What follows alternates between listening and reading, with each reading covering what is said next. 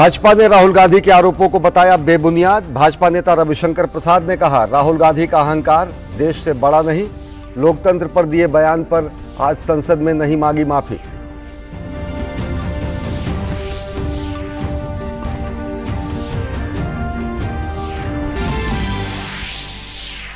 राज्यसभा और लोकसभा में आज भी हंगामा, कार्यवाही कल तक के लिए स्थगित। राहुल गांधी की माफी पर अड़ी बीजेपी, तो वहीं विपक्ष भी हिंडनबर्ग मुद्दे पर कर रहा है जेपीसी जांच की मांग।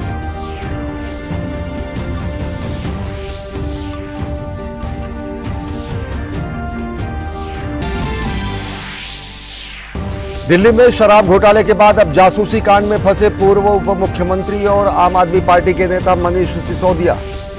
दिल्ली सरकार की फीडबैक यूनिट में कथित अनियमितताओं को लेकर सीबीआई ने सिसोदिया को 6 अन्य के खिलाफ मामला किया दर्ज। एफआईआर में मुख्यमंत्री केजरीवाल के स्पेशल एडवाइजर राकेश कुमार सिन्हा का भी नाम।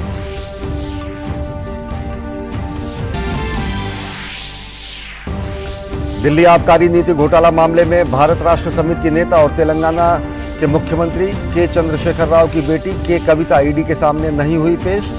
ईडी ने 20 मार्च को पूछताछ के लिए नया नोटिस किया जारी।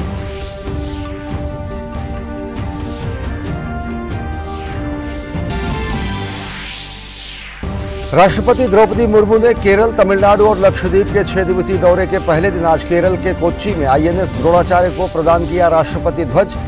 राष्ट्रपति ने आईएनएस विक्रांत का भी किया दौरा।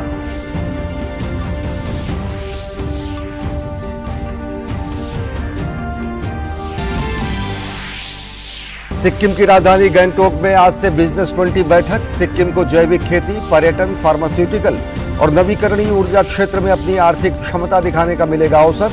वहीं अमृतसर में G20 एजुकेशन वर्किंग ग्रुप की बैठक में अनुसंधान और नवाचार पर जोर।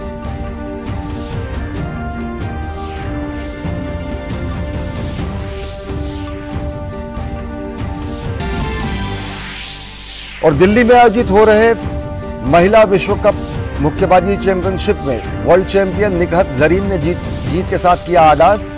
अजरबैजान की मुक्केबाज को 5-0 से दी मात।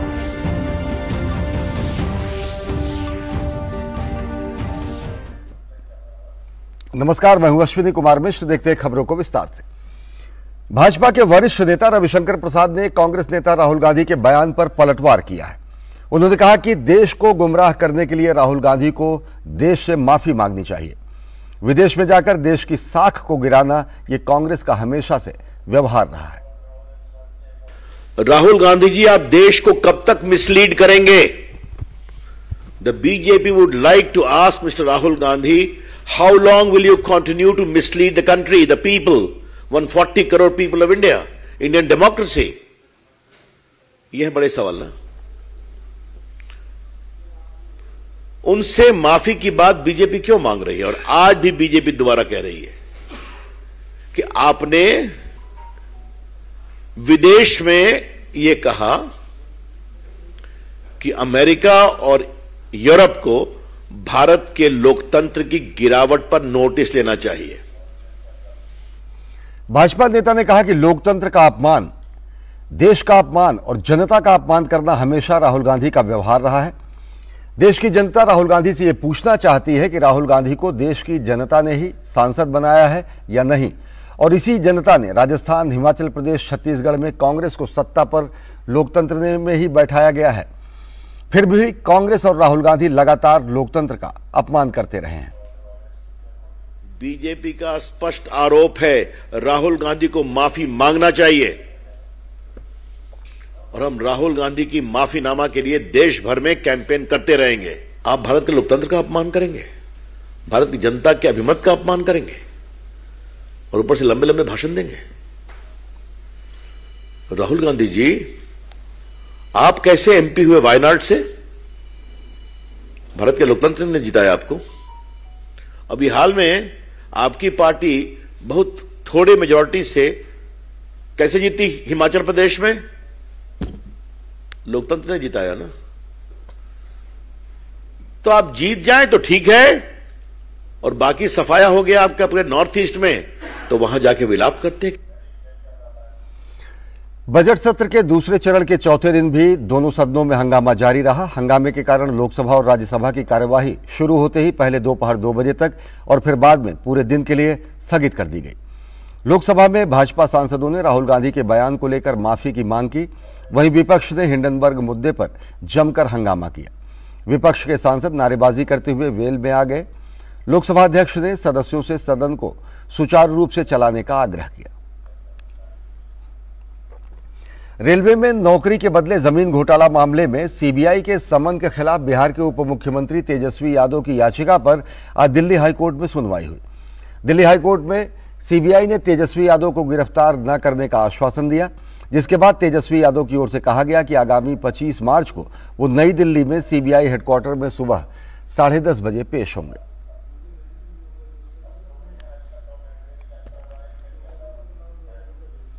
प्रवर्तन निदेशालय यानी ईडी ने दिल्ली आबकारी नीति मामले में बीआरएस एमएलसी व तेलंगाना के मुख्यमंत्री की बेटी के कविता को नया नोटिस जारी किया है।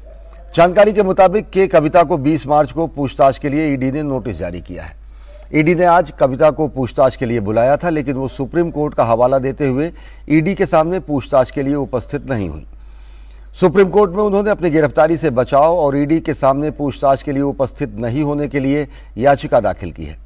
सूत्रों के मुताबिक मुख्यमंत्री के चंद्रशेखर राव की बेटी ने अपने प्रतिनिधि को 6 पन्नों की जानकारी के साथ ईडी के समक्ष भेजा था, जिसे जांच के मद्देनजर खारिज कर दिया गया। जानकारी के मुताबिक ईडी की ओर से कविता को 20 मार्च को पेश होने के लिए कहा गया है। इधर सुप्रीम कोर्ट बुधवार को इस मामले में ईडी के समन को चुनौती देने और गिरफ्तारी से सुरक्षा की मांग करने वाली कविता की याचिका पर 24 मार्च को सुनवाई करने पर सहमत हो गया है। जानकारी के अनुसार के कविता से इस मामले में पहली बार 11 मार्च को पूछताछ की गई थी, जिसके बाद उन्हें 16 मार्च को फिर से पेश होने को कहा गया था। प्रवर्तन निदेशालय ने कहा है कि उसकी कुल ECIR या शिकायतों में से केवल 2.98% वर्तमान या पूर्व सांसदों और विधायकों के खिलाफ दर्ज किए गए मामले हैं। मनी लॉन्ड्रिंग यानी धन शोधन रोधी कानून के तहत इसकी सजा की दर 96% के उच्चतम स्तर पर है। 31 जनवरी 2023 तक का डेटा पेश किया गया और ईडी को 2002 में अधिनियमित किए गए PMLA के कड़े प्रावधानों को लागू करने का काम 1 जुलाई 2005 को सौंपा गया। कानून एजेंसी को जांच के चरण में अभियुक्तों को बुलाने, गिरफ्तार करने, जांच के दौरान उनकी संपत्ति को कुर्क करने और अदालत के समक्ष अपराधियों के खिलाफ मुकदमा चलाने का अधिकार मिलता है। पेश किए गए डेटा में कहा गया है कि ईडी ने कानून लागू होने के बाद कुल 5,906 शिकायतें दर्ज की हैं। रिपोर्ट में कहा गया है कि PMLA के तहत अब तक कुल 1,142 अभियोजन शिकायतें या चार्जशीट दाखिल की गई हैं और इन ECIR और अभियोजन शिकायतों के तहत कुल 513 लोगों को गिरफ्तार किया गया है।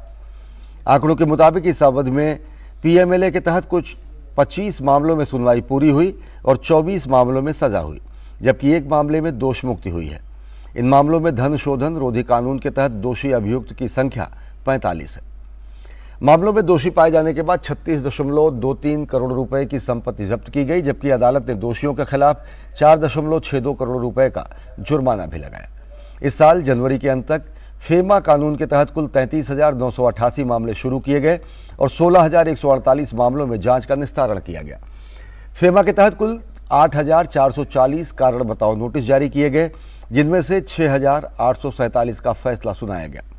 एजेंसी ने यह भी कहा कि उसने 15 लोगों के खिलाफ FEOA की कार्रवाई शुरू की है। इनमें से 9 लोगों को अदालतों द्वारा अब तक आर्थिक भगोड़ा अपराधी घोषित किया जा चुका है। साथ ही साल 2018 में लाए गए कानून के तहत कुर्क की गई संपत्ति 862.43 करोड़ रुपए आंकी गई है। शराब घोटाले में फंसे दिल्ली के पूर्व उप मुख्यमंत्री और आम आदमी पार्टी के नेता मनीष सिसोदिया अब जासूसी कांड में भी फंस गए हैं। सीबीआई ने फीडबैक यूनिट मामले में मनीष सिसोदिया के खिलाफ मामला दर्ज किया है। इस मामले में सीबीआई ने 6 अन्य आरोपियों के खिलाफ भी प्राथमिकी दर्ज की है। मुख्यमंत्री केजरीवाल के स्पेशल एडवाइजर राकेश सिन्हा का भी नाम FIR में दर्ज किया गया है। दिल्ली सरकार की ओर से 2015 में फीडबैक यूनिट की स्थापना की गई थी और दिल्ली की मौजूदा सरकार का आरोप है कि सरकारी विभागों और संस्थाओं के कामकाज के संबंध में फीडबैक लेने के नाम पर गठित की गई इस यूनिट के जरिए राजनीतिक जासूसी कराई जा रही थी। मामले में सीबीआई ने प्राथमिकी दर्ज कर अपनी जांच शुरू की और पाया कि इस यूनिट को बनाने में भ्रष्टाचार किया गया और नियमों को ताक पर रखकर यूनिट का गठन किया गया। ये जांच सीबीआई ने तत्कालीन डिप्टी सेक्रेटरी विजिलेंस दिल्ली सरकार के एस मीणा की शिकायत पर शुरू की। और इस मामले पर हमारे साथ और जानकारी के लिए जुड़ रहे हैं हमारे संवाददाता शैलेंद्र मिश्र ने इस मामले पर और अधिक जानकारी के लिए बात की है बीजेपी सांसद मनोज तिवारी से। बीजेपी सांसद मनोज तिवारी हमारे साथ है। मनोज जी, मनीष सिसोदिया पर एक और मामला दर्ज हुआ। देखिए, जो जैसा करेगा वैसा तो भरना पड़ेगा, और ये केस तो मैंने सदन में उठाया था। एफबी यूनिट बना करके, फीडबैक यूनिट बना करके दिल्ली के लोगों के टेलीफोन, व्यापारियों के टेलीफोन, कई प्रमुख लोगों के टेलीफोन और नेताओं से लेकर के कई ऐसे अधिकारी जो गोपनीय स्तर पे भारत की तरक्की के लिए काम कर रहे हैं, इन सभी के फोन सुनना क्यों आवश्यक था आम आदमी पार्टी के लिए? ये राइट टू प्राइवेसी का मौलिक अधिकार है हर व्यक्ति को। तो ये इन्होंने सुना, ये तो अपराध किया ही, लेकिन क्या ये डेटा किसी दुश्मन देश को बेच रहे हैं? क्या ये राष्ट्र विरोधी गतिविधियों में शामिल हैं? कई आर्थिक अपराध के एंगल्स मिल रहे हैं।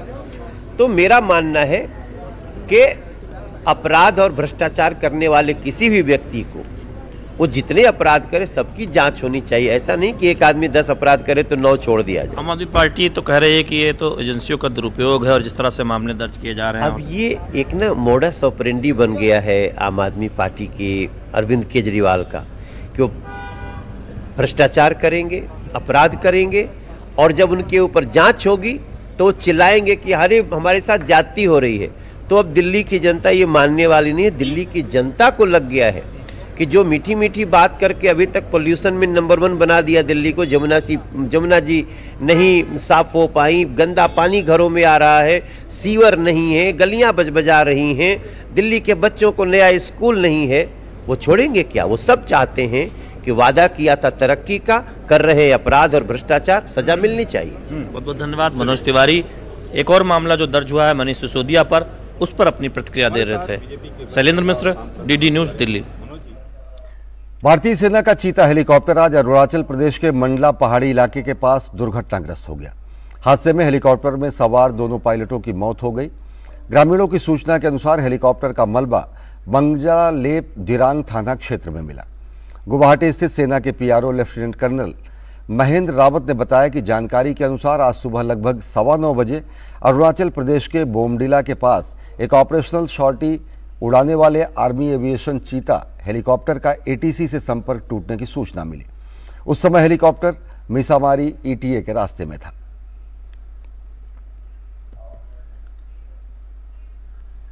राष्ट्रपति द्रौपदी मुर्मू केरल, तमिलनाडु और लक्षद्वीप के अपने 6 दिवसीय दौरे के तहत आज कोच्चि पहुंची। देश के राष्ट्रपति के तौर पर यह उनकी पहली केरल यात्रा है। राष्ट्रपति ने एक भव्य सैन्य समारोह में आईएनएस द्रोणाचार्य को प्रेसिडेंट कलर प्रदान किया। राष्ट्रपति आज कोल्लम में माता अमृतानंदमयी मठ जाएंगी। इसी दिन वे तिरुवनंतपुरम में उनके सम्मान में आयोजित होने वाले नागरिक स्वागत समारोह में भी हिस्सा लेंगी। राष्ट्रपति 18 मार्च को विवेकानंद स्मारक और थिरुवल्लुवर की प्रतिमा पर श्रद्धांजलि अर्पित करेंगी और कन्याकुमारी में विवेकानंद केंद्र जाएंगी। उसी शाम वो कावारत्ती में उनके सम्मान में आयोजित होने वाले नागरिक अभिनंदन समारोह में शामिल होंगी। 19 मार्च को राष्ट्रपति कावारत्ती में स्वयं सहायता समूहों के सदस्यों के साथ संवाद करेंगे।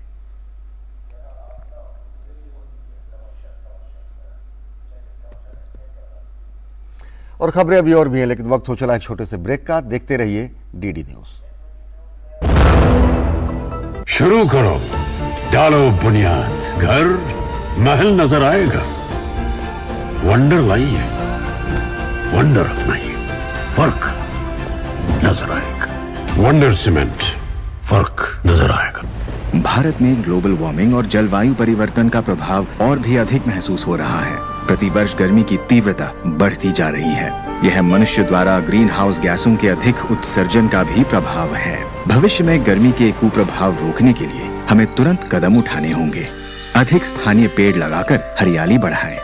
सूखी पत्तियां, फसल अवशेष और कचरे को जलाना पर्यावरण और हमारे स्वास्थ्य के लिए खतरनाक है। जल स्रोतों का संरक्षण, वर्षा जल के संरक्षण द्वारा भूजल पुनर्भरण तथा छिद्रित सतहों के उपयोग से पृथ्वी को ठंडा कर गर्मियों में पानी की समस्या को घटाया जा सकता है। कम ऊर्जा की खपत वाले उपकरण, पर्यावरण के अनुकूल परिवहन, स्वच्छ ईंधन और वैकल्पिक ऊर्जा स्रोत में निवेश कर ग्रीन हाउस गैस के उत्सर्जन में कमी को सुनिश्चित किया जा सकता है। समाधान बने, प्रदूषण रोके, पर्यावरण को ठंडा बनाए। NDMA एवं IIPHG द्वारा जनहित में जारी। अरे वाह, लेजेंड की बैट, इससे तो मैं खेलूंगा। फ्यूचर बैटिंग लेजेंड का इसमें जिसका नाम लिखा है बैट उसी को मिलेगी। अरे यार, देखा, अगर इस पे मेरा नाम नहीं लिखा होता तो कितनी दिक्कत हो जाती। इसलिए आरबीआई कहता है बैंक अकाउंट हो या बैंक लॉकर, उसमें नॉमिनी का नाम जरूर दर्ज करें ताकि आपकी जमा पूंजी उसी को मिले जिसे आपने नामित किया है। आरबीआई कहता है जानकार बनिए, सतर्क रहिए।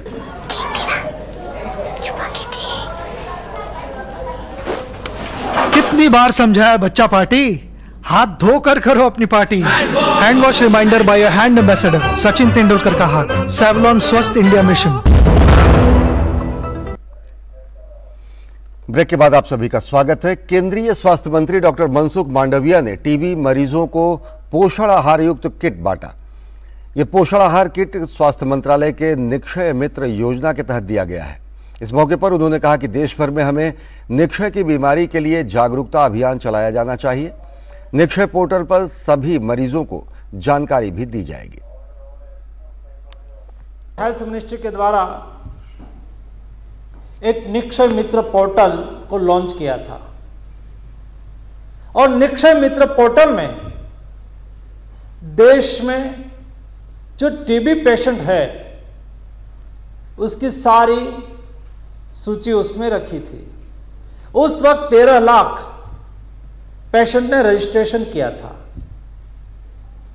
भारत सरकार के हेल्थ मिनिस्ट्री के द्वारा जो अभियान चलाया गया, इस अभियान के तहत हर टीबी पेशेंट के यहाँ हमारी आशा बहन, हमारे हेल्थ कर्मी, हमारे टीबी के साथ जुड़े हुए कर्मचारी पहुंचे और उसके साथ बातचीत करके कहा कि क्या आपको कोई गोद ले लेंगे तो आपको दिक्कत नहीं है।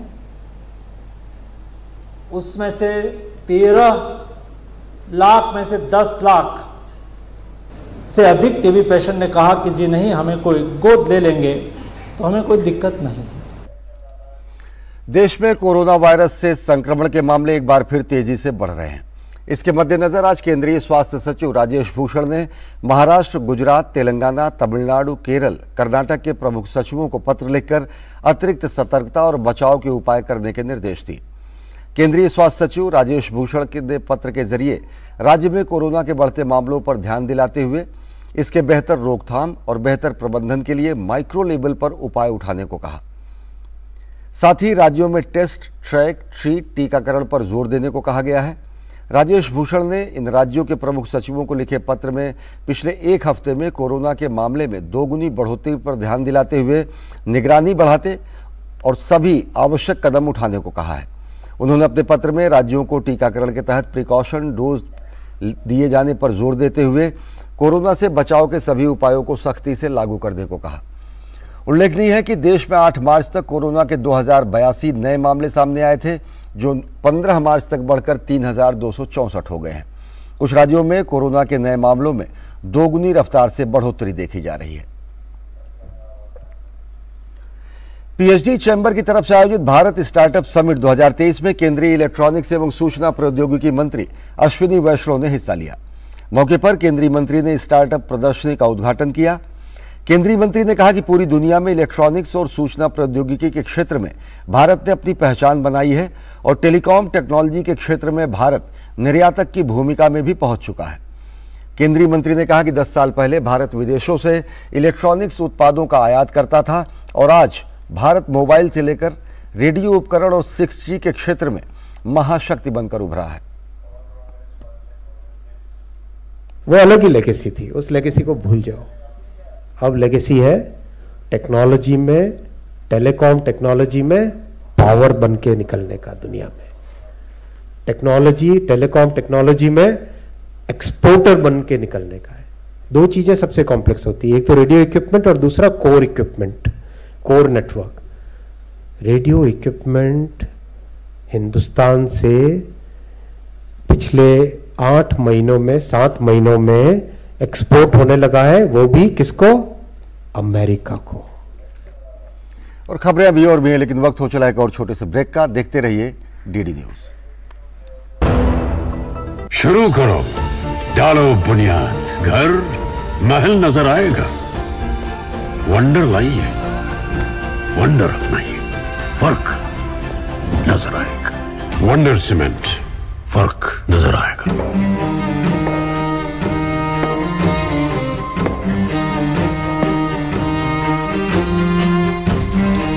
कब तक आप ऐसे फ्यूचर का टेंशन लेकर चलते रहेंगे? LIC के न्यू पेंशन प्लस के साथ अपनी पेंशन का प्लान बनाइए, क्योंकि ये प्लान आपके फ्यूचर के लिए मार्केट लिंक्ड वेल्थ क्रिएट करता है। और तो और इस प्लान में गारंटीड एडिशंस के साथ पेंशन पाने के कई ऑप्शंस भी हैं, so that you grow young and tension free. LIC, हर पल आपके साथ। फूल वाला, केटरिंग वाला, बैंड वाला, ये लो भाई। बैंड बजेगी पापा, अगर गड़बड़ हुई तो गए पैसे। अरे नहीं रे, बैंक संभाल लेगा। कैसे? मैंने पॉजिटिव पे सिस्टम पे रजिस्टर किया है। बैंक को चेक्स और बेनिफिशियरीज की जानकारी दे दी है। बैंक चेक करेगा, जांच करेगा, डिटेल्स मैच नहीं तो क्लियरेंस नहीं। अच्छा, लाइए मुझे दीजिए। फोटो वाला, लाइट वाला, मंडप वाला। RBI कहता है जानकार बनिए, सतर्क रहिए। बिल्कुल सही कह रहे हैं। ब्रेक के बाद आप सभी का स्वागत है। जापान के प्रधानमंत्री सोमवार को भारत के दौरे पर आ रहे हैं। विदेश मंत्रालय के प्रवक्ता अरिंदम बागची ने आज प्रेस कॉन्फ्रेंस में कहा कि जापान भारत का बहुत महत्वपूर्ण साझीदार है। पिछले साल प्रधानमंत्री नरेंद्र मोदी जापान यात्रा पर गए थे। हम उन चर्चाओं को आगे बढ़ाने की आशा कर रहे हैं। We look forward to the visit of Honorable Prime Minister of Japan. That's on Monday. As you know, Japan is a very important partner. We have annual summits with them. This is part of that. And they're also partners in plurilateral and multilateral constructs. So we look forward to a rich discussion. We look forward to exchange of views. Prime Minister had gone to Japan last year. Prime Minister Kishida had come here. So we look forward to taking forward those discussions. विदेश मंत्रालय के प्रवक्ता ने कहा कि Brisbane में भारत के मानद वाणिज्य दूतावास के संबंध में मीडिया में कुछ गलत खबरें आई थी और यह कहा जा रहा था कि यह बंद हो गया है। अरिंदम बागची ने कहा कि कुछ समय के लिए यह रुका हुआ था। कुछ गलत स्टोरीज आ रही थी मीडिया में कि बंद हो गया है कॉन्सुलेट। हमारा ऑनरी कॉन्सुलेट है, थोड़ी देर के लिए रुका हुआ था। देखिए, जैसे आपने प्रधानमंत्री जी से डायरेक्टली सुना उन्होंने कि ये सारे मुद्दे उन्होंने उठाए थे अभी जब ऑस्ट्रेलिया के प्रधानमंत्री यहाँ आए थे, और उसके बाद उसी समय हुआ था, उसी के ठीक बाद हुआ था। ये मुद्दा भी उठाया गया है ऑस्ट्रेलिया अथॉरिटीज़ के साथ, और हमें अपेक्षा यही है कि एक्शन लें इस पर, जो ये कर रहे हैं उनके खिलाफ कार्रवाई करें, और ताकि ये ना हो। और एक बार प्रधानमंत्री जी ने कह लिया तो फिर उसके बाद मैं कुछ कहना नहीं चाहूंगा। ईरान और सऊदी के संबंधों में मौजूदा स्थिति पर विदेश मंत्रालय के प्रवक्ता ने कहा कि हमने इस संबंध में रिपोर्ट देखी है। उन्होंने कहा कि पश्चिम एशिया के बहुत से देशों के साथ भारत के अच्छे संबंध हैं और भारत ने हमेशा मतभेदों को सुलझाने के लिए संवाद और कूटनीति के रास्ते का समर्थन किया है। We have seen the reports in this regard. India has good relations with various countries in West Asia, and we have abiding interests in the region. India has always advocated dialogue and diplomacy as a way to resolve differences. Lok Sabha में एक सवाल के लिखित जवाब में सरकार ने बताया कि रुपए प्रति बैरल में कच्चे तेल के मूल्य में भारतीय बास्केट में दिसंबर 2021 से मार्च 2023 तक 23% की वृद्धि हुई। वहीं दिल्ली में पेट्रोल और डीजल के खुदरा बिक्री मूल्य में केवल 0.8 और 3.40 की वृद्धि हुई। रिकॉर्ड उच्च अंतर्राष्ट्रीय मूल्यों के बावजूद सार्वजनिक क्षेत्र की तेल विपणन कंपनियों द्वारा पेट्रोल और डीजल के मूल्यों को दिनांक 6 अप्रैल 2022 के बाद से नहीं बढ़ाया गया है। अप्रैल 2022 से दिसंबर 2022 के दौरान सार्वजनिक क्षेत्र की 3 OMCs अर्थात IOCL, BPCL और HPCL ने 18,622 करोड़ रुपए की संयुक्त हानि दर्ज की है। घरेलू LPG और इसके मूल्य को सरकार द्वारा आवश्यकता अनुसार घटाया बढ़ाया जाता है। सार्वजनिक क्षेत्र की विपणन कंपनियों को काफ़ी हानि हुआ है और इस हानि की भरपाई के लिए सरकार ने हाल ही में ओएमसीज को 22,000 करोड़ रुपए के एक बारगी मुआवजे का भी भुगतान किया है। देश में पेट्रोल और डीजल के मूल्य दिनांक 26/6/2010 और 19/10/2014 के बाजार के आधार पर निर्धारित बना दिए गए हैं। तब से सार्वजनिक क्षेत्र की तेल विपणन कंपनियां पेट्रोल और डीजल के मूल्य निर्धारण के संबंध में उपयुक्त निर्णय लेती हैं। दिल्ली में खेली जा रही महिला विश्व मुक्केबाजी चैंपियनशिप में भारत की पदक की सबसे बड़ी उम्मीद निकहत जरीन ने दूसरे दौर में जगह बना ली है। जरीन ने अपने पहले मैच में शानदार प्रदर्शन किया और अजरबैजान के मुक्केबाज इस्माइलोवा अनखानिन को 5-0 से हराया। निकहत ने यह जीत 50 किलोग्राम भार वर्ग में हासिल की है। बॉर्डर गावस्कर ट्रॉफी को जीतने के बाद अब भारतीय टीम वनडे सीरीज में खुद को बेस्ट साबित करने के लिए मैदान पर उतरेगी। वैसे भारतीय टीम ने अपनी सरजमीन पर पिछले 2 वनडे सीरीज को श्रीलंका और न्यूजीलैंड के खिलाफ जो खेली गई थी उसको अपने नाम 3-0 से किया था। ऐसे में भारत ऑस्ट्रेलिया के खिलाफ भी अपने इसी रुतबे को बरकरार रखने की कोशिश करेगा। ऑस्ट्रेलिया के खिलाफ टेस्ट सीरीज को 2-1 से अपने नाम करने के बाद अब तैयारी वनडे सीरीज को फतेह करने की है। पहला मुकाबला मुंबई के वानखेड़े स्टेडियम में खेला जाएगा। भारत की बात करें तो पहले मैच में रोहित शर्मा की गैर मौजूदगी में हार्दिक पांड्या कप्तानी करते नजर आएंगे। वहीं ओपनिंग में ईशान किशन सलामी बल्लेबाजी करते हुए नजर आ सकते हैं। भारतीय टीम कुलदीप यादव और युजवेंद्र चहल की जोड़ी के साथ भी दिख सकती है। न्यूजीलैंड के खिलाफ सीरीज में दोनों ने शानदार प्रदर्शन किया था, जबकि केएल राहुल भी पहला वनडे खेलते नजर आ सकते हैं। उधर ऑस्ट्रेलिया की बात करें तो यहाँ टीम की कप्तानी का भार स्टीवन स्मिथ के कंधों पर होगा। मिशेल मार्श और ग्लेन मैक्सवेल जैसे बड़े नाम टीम इंडिया के लिए सिरदर्द साबित हो सकते हैं। ऐसे में टीम काफी मजबूत दिख रही है। वहीं डेविड वार्नर का जुड़ना टीम को एक अलग ही रंग देगा। आंकड़ों की बात करें तो भारत ने वानखेड़े के मैदान पर 19 वनडे मैच खेले हैं, जिसमें से 10 में उन्हें जीत मिली है। दूसरी तरफ ऑस्ट्रेलिया ने यहाँ 4 वनडे मैच खेले हैं, जिसमें से 3 में जीत मिली है और 1 मैच में हार। भारत और ऑस्ट्रेलिया के बीच अब तक कुल 143 वनडे मैच खेले गए हैं। इसमें से 53 मुकाबलों में भारत ने जीत हासिल की है, जबकि ऑस्ट्रेलिया के खाते में 80 जीत दर्ज है। 10 मैच का कोई नतीजा नहीं निकल सका है। भारतीय सरजमी पर दोनों टीमों के बीच अब तक कुल 64 मैच खेले गए हैं, जिसमें से भारत ने 29 मुकाबले जीते हैं, जबकि ऑस्ट्रेलिया ने 30। इस दौरान 5 मुकाबले बेनतीजा रहे हैं।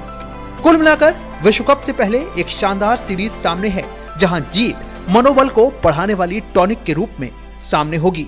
Sports desk, DD news. तो अब निगाहें टिकी होंगी वनडे सीरीज पर। तो बुलेटिन में फिलहाल इतना ही। देश और दुनिया की ताजा तरीन खबरों के लिए देखते रहिए डीडी न्यूज। नमस्कार।